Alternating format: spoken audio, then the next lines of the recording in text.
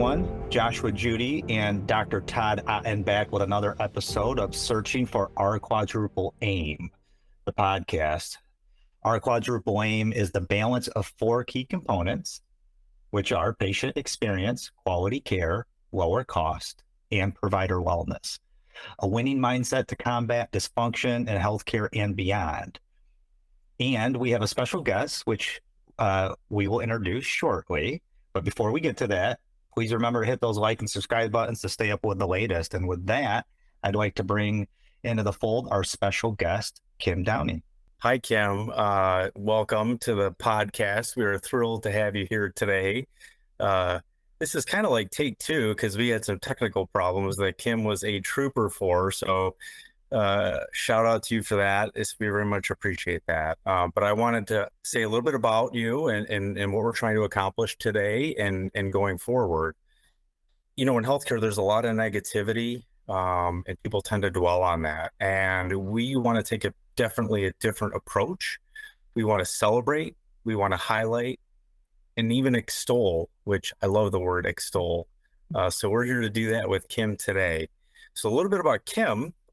A seasoned healthcare professional, 3-time cancer survivor, and has experienced firsthand many of the challenges in healthcare, loss of autonomy, frustrations with the EMR. And I'm going to digress for half a second because I was going to make every attempt not to swear in this, but if we keep talking about the EMR, I don't know that I'm going to be able to hold off. All right, back to what I was talking about. Has also experienced burnout, moral injury, and unfortunately things beyond that. Her goal is to assist healthcare systems in creating and maintaining institutional initiatives and policy changes that promote a pervasive culture of caring and physician well-being. And I've got to say, I've known Kim for a relatively short period of time, but I am absolutely impressed. And I would go so far as to say, I feel like Kim is a champion for physician wellness as well as connectivity. Kim, I'm going to turn it over to you. Well, thank you, Todd. Thank you for having me. If you would, we'd like to hear maybe a little bit from some of the pieces that you've recently had published as a starting point. Sure. So one of the articles I recently had published on Kevin MD was a tribute to my radiologist, and the title was An Inspiring Tribute to an Exceptional Radiologist Who Made a Lasting Impact. And there was really one sentence in there. I shared it on LinkedIn, and another doctor echoed this sentence back to me. He just thought it was very powerful. And the sentence was, as I prepared to leave the radiology room that day, my radiologist offered, "You need another hug." And that just kind of says it all. And I didn't know it at the time, but that was the last time I ever saw my irreplaceable radiologist. And then another article I recently had published, my most recent one, was called Surviving Multiple Cancers, A Tale of Blessings and Exceptional Doctors.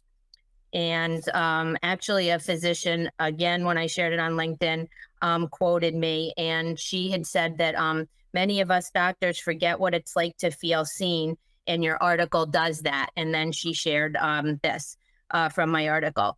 Amidst all the challenges and burdens faced by doctors today, I am grateful that many physicians still manage to show up with their best selves, continuing to make an incredible impact in the lives of their patients.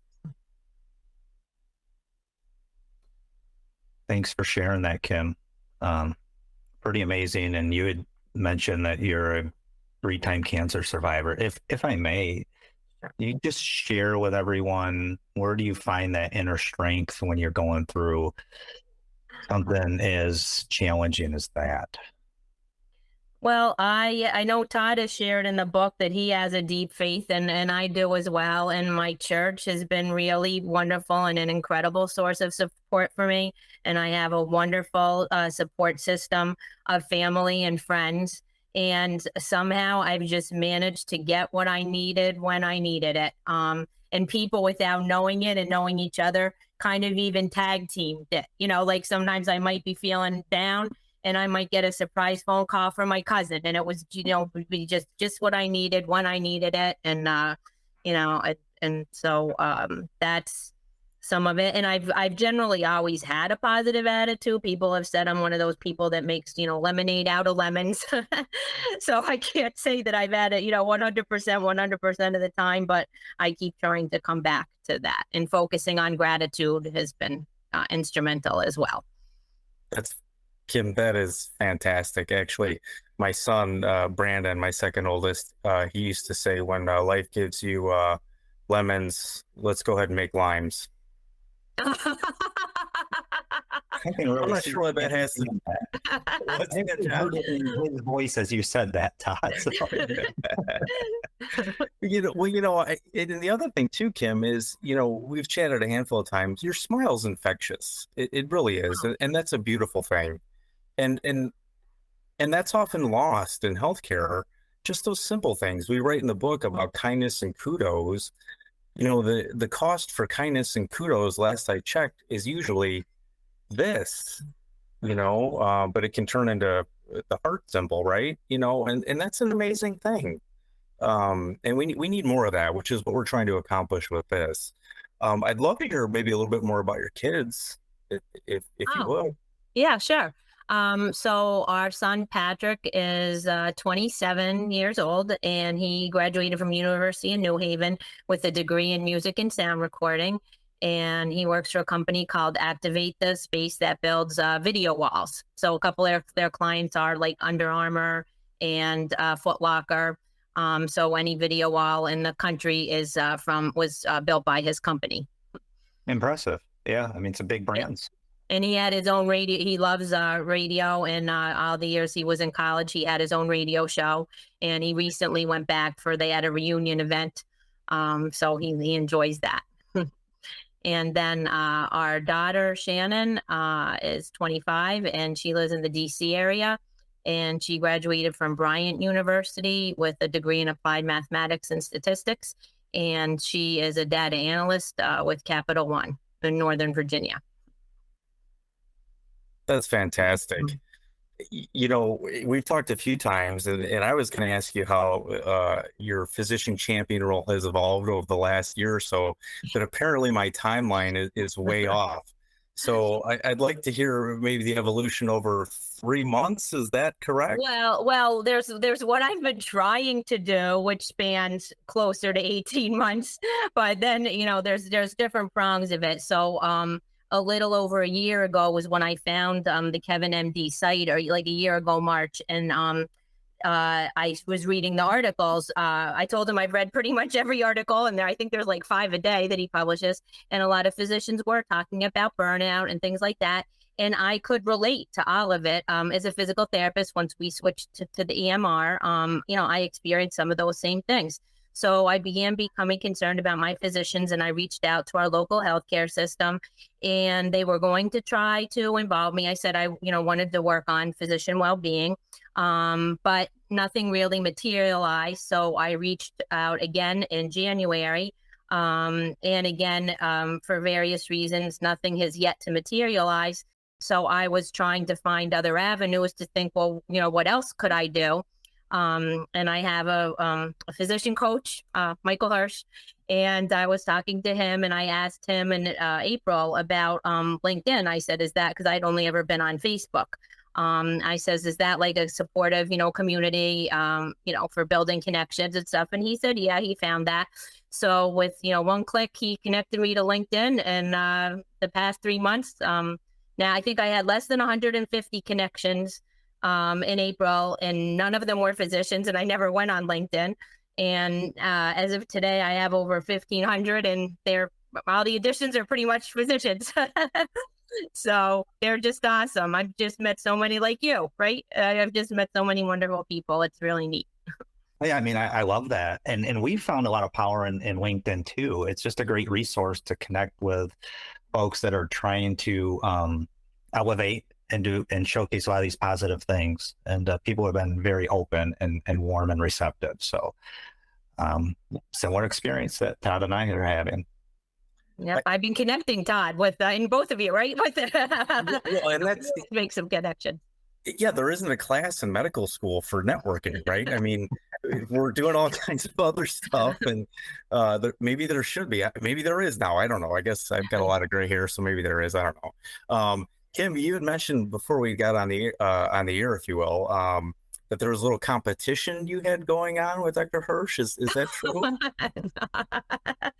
No, I told him he should try to have as many or more connections as me.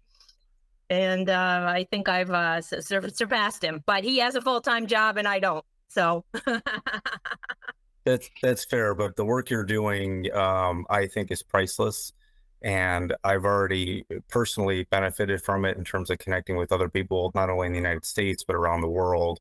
And so I'm forever grateful to you for that. In fact, possibly a good transition here. I wrote down some adjectives that I thought when I thought of you, and I'd just like to read through that list. Amazing, energetic, enthusiastic, full of gratitude, love, compassion, empathy, motivation, altruistic, inspiring, thankful. wow, that's pretty awesome. And we've only spoken twice. You're incredible. But you know, I don't have my thesaurus in front of me. That was a great list, Todd. I couldn't find mine. I was looking for it. We had, at one point when I was writing, I had when we were deep into the book, I had 5 spread around the house because I would be inspired. I would pull up the thesaurus, and then finally I realized that I could just do it on my phone. And I'm like, anyways, Kim, I'd like to change gears a little bit. And you seem to be a magnet for physicians. Why is that? No, I think it's because I really care, and they can tell that I really care, that I'm honest and sincere. So if I make a connection, usually often we'll have already some mutual connection. So I'll share that. I'll say that we share some mutual connections. And sometimes I'll say, if it's somebody that I know well, I'll say, oh, we both know so-and-so. And then they'll see that that is true. And then, we'll connect. And then sometimes they might say, thank you for connecting, or, oh, it's nice to connect with you. And if they do that, most recently, since I had that article, there was a physician gratitude article published on Kim and MD, and I had shared it on LinkedIn, I would offer to tag them in that so they could see it as well. And they appreciated that, because some people take in the gratitude. Like one physician said, she goes to work every day, often not knowing if she's making a difference. And she said when she read about all my doctors that I remembered and the impact they made on me, that maybe some of her patients feel the same. So she was able to extrapolate that gratitude from my article. So like I said, I think they just know, they can tell that I care. You can tell if somebody really cares, and I do. And then I offer if there's anything I could do to support them. So sometimes we'll Zoom if they feel like, we have something in common, or they'd like to get to know me a little better. We'll have a Zoom, and then I'll give them a shout out on LinkedIn, and I just talk about our conversation, what I learned for them, or if they have a side venture, I'll share that. And then when they read it, they can see that it's true, and then they appreciate that. So Kim, I can imagine you as your doctor's first patient for the day and leading with kindness. I see ripples of better patient care carrying on for the remainder of the day. You set the tone. That's really awesome. Well, thank you. And I've also, since the second surgery, I started sending all my physicians thank you notes. And then the next time I saw him, he thanked me, and he said it basically that it just came at a time where he really needed that, and it was just what he needed to hear. And that was really nice. And then another doctor, I was his first patient last week, and I could fully understand what you're saying. Actually, he had said a few months ago that he thought I was going to make a national impact, and I laughed because I didn't see that happening at all. And then some would argue that it already, has. Well, and here we are. I didn't know you then, right? Right. Despite the epic fail with the first take on this, the lack of the record button was a big problem. Anyways, I did want to say one other thing with that. I think this speaks very well to the fourth component of our quadruple aim. You know, whether we say physician or whether we say provider, that wellness component is so important and totally impacts the other three. Study after study has shown that if your providers are doing well, quality improves, patient experience improves, cost tends to go down, waste tends to be less, etc. There are a lot of people high up in the medical food chain that could learn a lot from this podcast, in my opinion. You know, so kudos to you. I'm going to totally derail this conversation, so get ready here, Kim. Okay. I don't think you can derail Kim. I think no. This is, I'm trying to go full positive. I haven't even sworn yet. This is like a record. All right.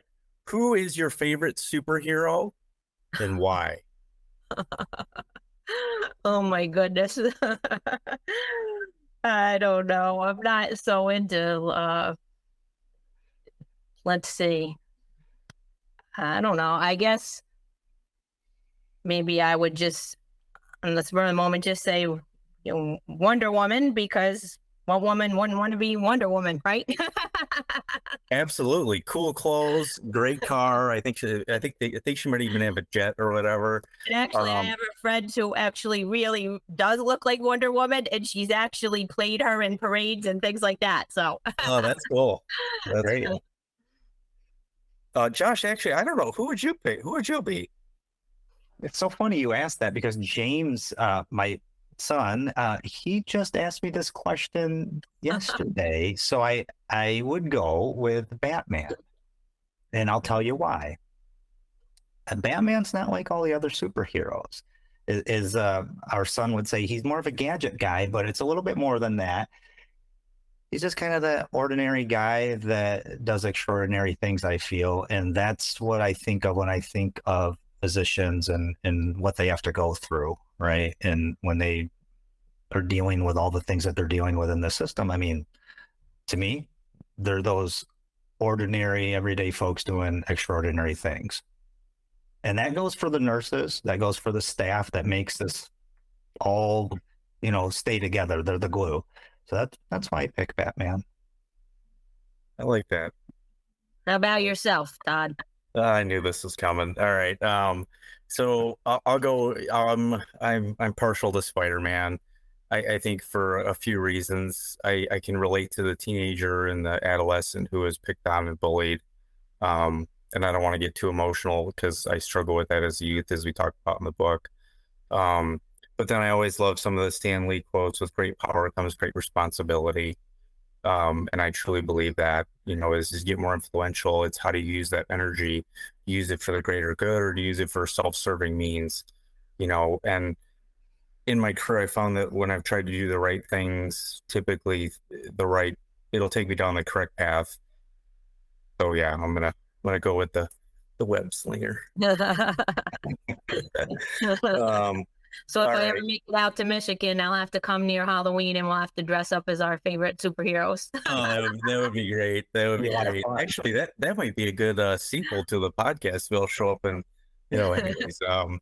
So Kim, we were talking to Gabe yesterday, and he had mentioned learned helplessness, a state that occurs after a person has experienced stressful situations repeatedly. I don't know anybody that's occurred to.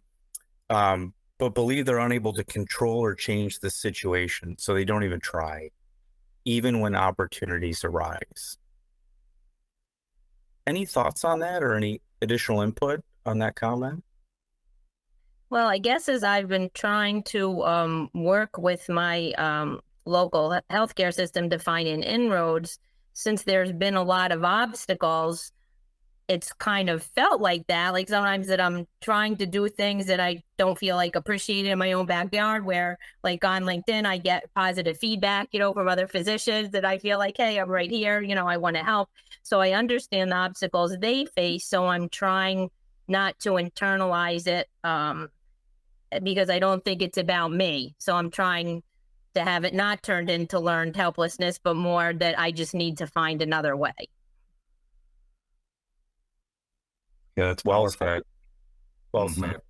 Very well said. Well, I think we had one other thing we wanted to impart. Joshua, do you want to tackle this one? I would love to. So part of Ripple of Change is what we talk about with paying it forward. We highlighted the pieces on kindness and kudos, but how do we pay it forward for those making a positive difference? So what we'd like to offer you, Kim, and if you need to think about this for a little bit, it's fine, but I believe that you have a name right at the top of your mind. We'd like to offer to mail a copy of the book signed to either a colleague of yours or a friend, just that favorite person who's making a positive difference in your life, and hope that they spread the word and are able to cast their stone and continue paying it forward themselves. And if you want to go with a top line, that's fine too for a name. So. Well, you know what? I'll give a name right now. Bob Becker, my buddy. He's working with me, and it was crazy the way this happened is I've done some things through our local cancer support center, Ann's Place. And a couple of months, and again, Michael Hirsch, he was the one that actually said when I was sad about my one doctor that died, he had said early in the year, maybe you should just write about him. And he was saying just to get it on the page. And then after I wrote about him, I spent a whole day and I sent it to him. And then Michael said, you should send it to Kevin MD, right? And that's how it started. So now I've had several things published, the podcast and another article and podcast on the way. And then there was opportunity to join a couple different writing groups at Ann's Place. So I was like, what the heck?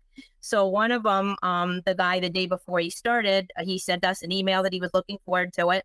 And I sent him back an email and just a general introduction about myself, nothing, specific about the work I was trying to do.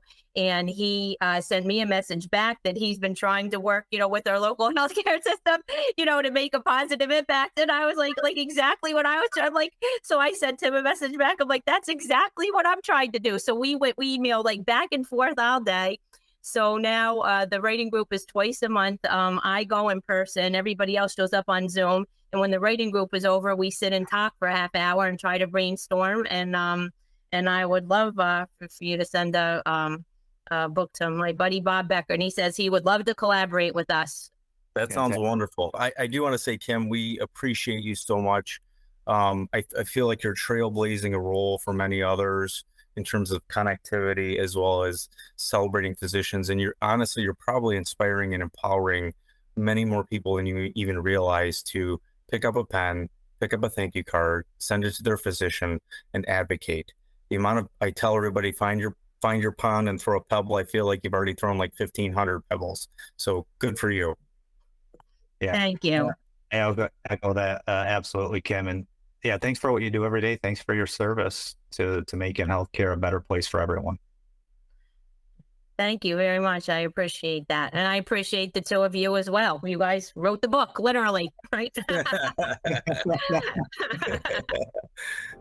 Well, I think that's a wrap. We appreciate you, and I hope you guys have a wonderful evening, and till next time. Grab your copy today. Ripple of Change is available in hard, soft, and ebook formats. More information at www.ourquadrupleaim.com.